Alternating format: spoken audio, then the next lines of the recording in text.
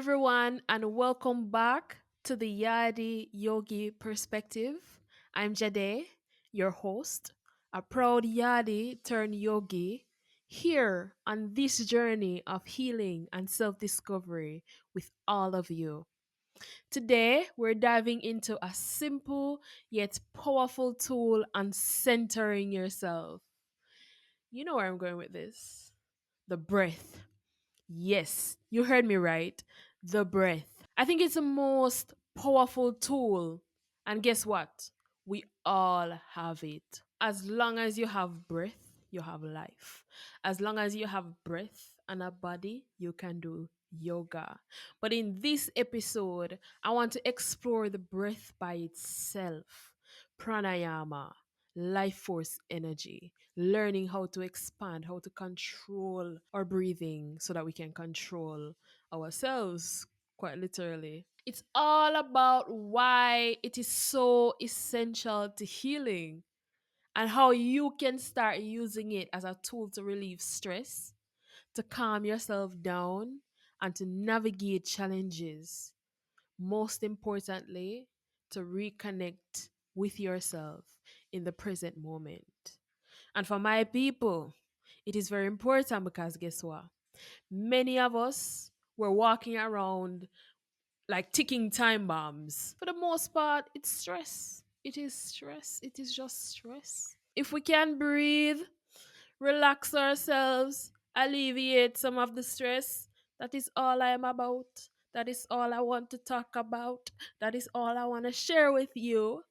So by the end, I'll guide you on this episode into just a few short breathwork practices that you can learn so that you can start to learn and experience what the benefits can be for you. What is pranayama? What is breathwork? Let's begin with the basics. So, pranayama is a Sanskrit word, prana meaning life force, and yama meaning to expand. So, it's expansion of life force energy within your body. The breath or prana is more than just air. It's our life force. You know this because if your breath should go today, if my breath should leave me, it's that invisible energy that sustains all of us. Breath or prana is believed to be what connects our mind, our body, our spirit, helping us to feel more balanced, centered, and aligned. And you know what's fascinating about breath? Is that many cultures worldwide have honored the breath as an essential tool to spiritual and physical well being. Yes, the breath is very important. Many of our ancestors, as black people, believe that the breath was a direct line to the divine. So while I'm here talking about pranayama through a yogic lens, remember that outside of yoga, breath belongs to all of us. I don't own it. You don't own it. Breath transcends all of us. It transcends time. It transcends place. It transcends religion, tradition, culture. Why then does breathwork matters? Why is it important? Why am I here? Let's talk about why breathwork is so important for wellness. Why am I here? Why? Why do you think breath matters so much? You must get the idea by now. But many of us take our breath for granted. We're accustomed to shallow breathing, quick breathing that just keeps us alive. We don't even have to think about it because it's a voluntary and involuntary process. You're alive. Great. Oh, wonderful. I'm a firm believer in giving thanks for life. So every morning before I rise, or every morning as I rise, I open my eyes, I do my best to repeat my own affirmation, my own prayer. And that is thank you, Mother, Father, God, for another day. Once upon a time, it was just thank you, Father God, for another day. But I've grown, I've learned, I've evolved. Pranayama is a part of yoga, but it can also be by itself.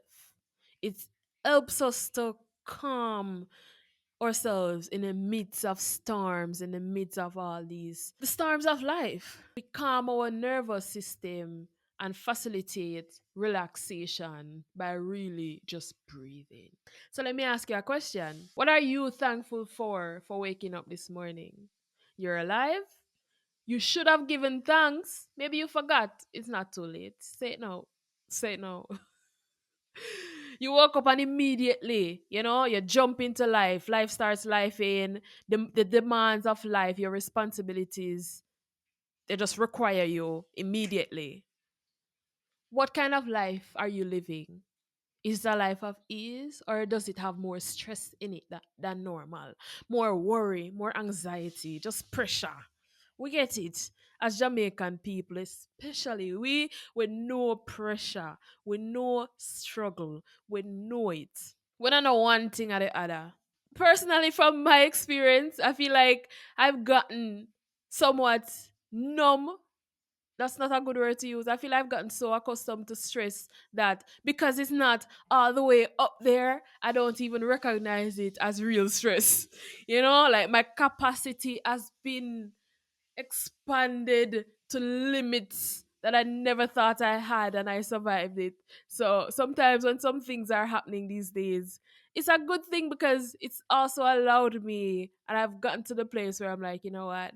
I'm just not even choosing to let this, I'm not taking this in at all like this. No. Because if it's not all the way up there, then it's not so stressful. But a lot of the times you're going through stressful situation and you don't even recognize it as stress. That can be the foundation of a lot of our conversations. From a yardie perspective, centering with people, with society. Yeah, what a problem then what we need for fix. What are the things that we really do need to address? So that many of us aren't just in this state of flight or flight response. Flight, you're ready for take off. Fight or fight somebody. That's quick breathing, that's quick, shallow breathing, that's survival instinct. Our body is not meant to be in a constant state of survival. So yoga, breath work tackles the autonomic nervous system. And this is broken down into two layers or two kinds: the sympathetic nervous system, and that is responsible for the flight or flight nervous system, and then you have the parasympathetic nervous system that's responsible for a rest and digest response. Flight or flight is the sympathetic nervous system, and while it is necessary to keep us safe, when it is important, when you need to take up yourself and run, when you need that extra adrenaline for us do what needs to be done to keep yourself safe, that is when it is needed.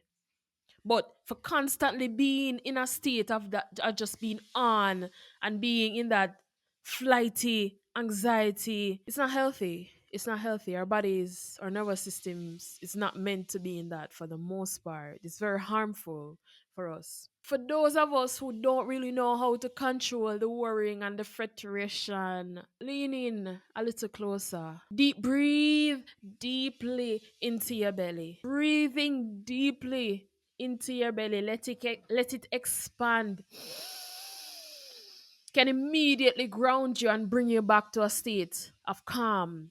Can bring calm to a busy mind. Remember, breathing along with the asana poses, the physical postures of yoga, is where the bulk of the benefits come in. When we slow down and focus on our breath, when we concentrate on the breath, when we bring that intention, it's like pressing a reset button on our nervous system. That's when the rest and digest response, the opposite to the flight and flight nervous system, is activated.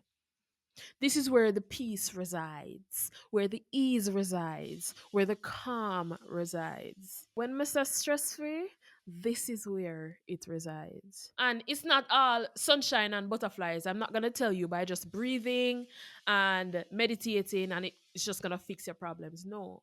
But at least you will have freed up some energy, freed up some capacity, freed up some strength, freed up some resilience, freed up some self love, freed up some self compassion so that you can go out there and do what needs to be done because life goes on. I'm really just here trying to advocate for healthy ways to respond and show up in life so we can be the best version of ourselves, for the people we are in relationships with, and for the future generation, for a better world, a social change.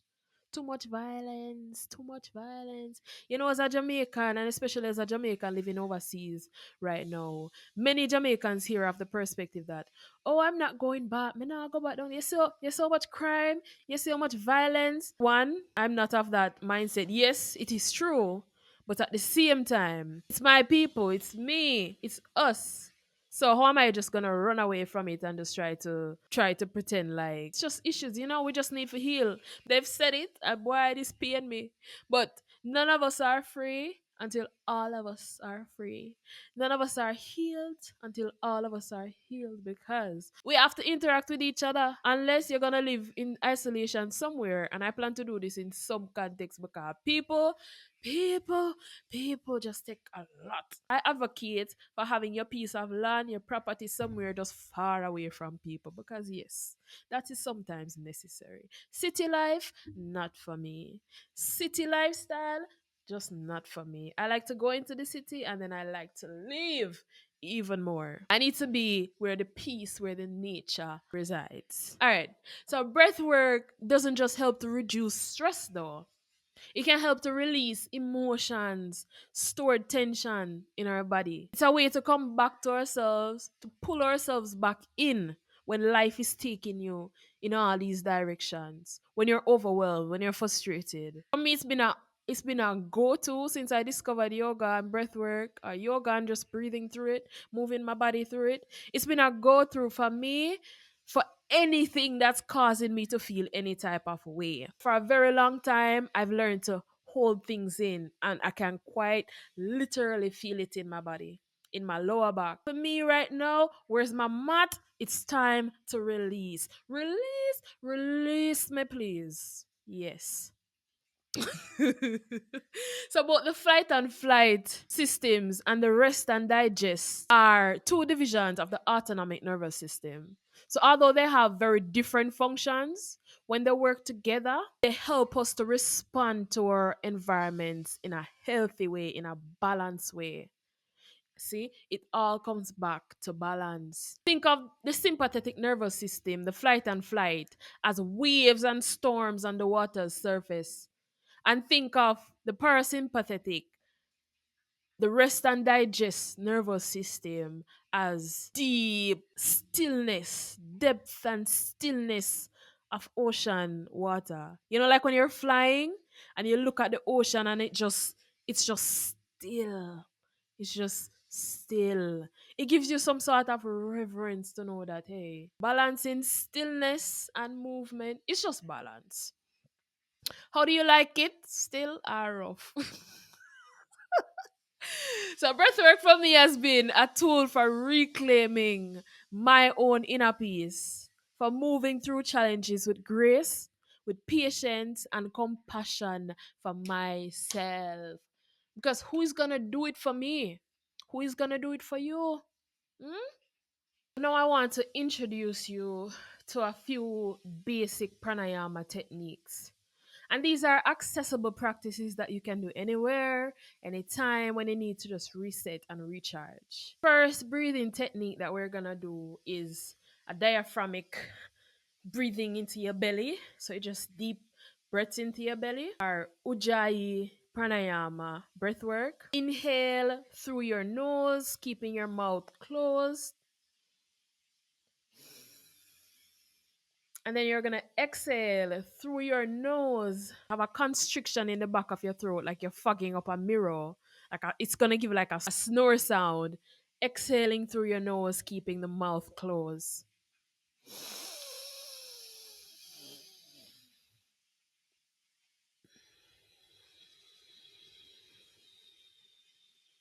Do that one more time. Deep inhale. Exhale, fogging up the mirror. One more time. Deep inhale, filling up the belly. Exhale through your nose, fogging up the mirror. All right, let's try another one. This one is alternate nostril breathing. So, this practice is all about balancing the energies in your body. It's like balancing the yin, the yang, the feminine, masculine energy in the body by doing that through each nostril. So it's a great way to really start your day and just find some mental clarity. So you're going to use one finger, cover up your left nostril, breathing through the right. Then you're going to use another finger, cover up that right nostril, exhaling through the left. So that's breathing through alternate nostril. Breathing through one, exhale through the other. I really love that one. Then we have fire breath or skull shining breath. Fire breath, I like to call it. So this is more of an invigorating breath. It's focusing on very rapid inhales, quick and short, and then sharp exhales, tucking in the navel to the spine. And it's just bringing energy into the body really quickly. So deep inhale, fill up the belly.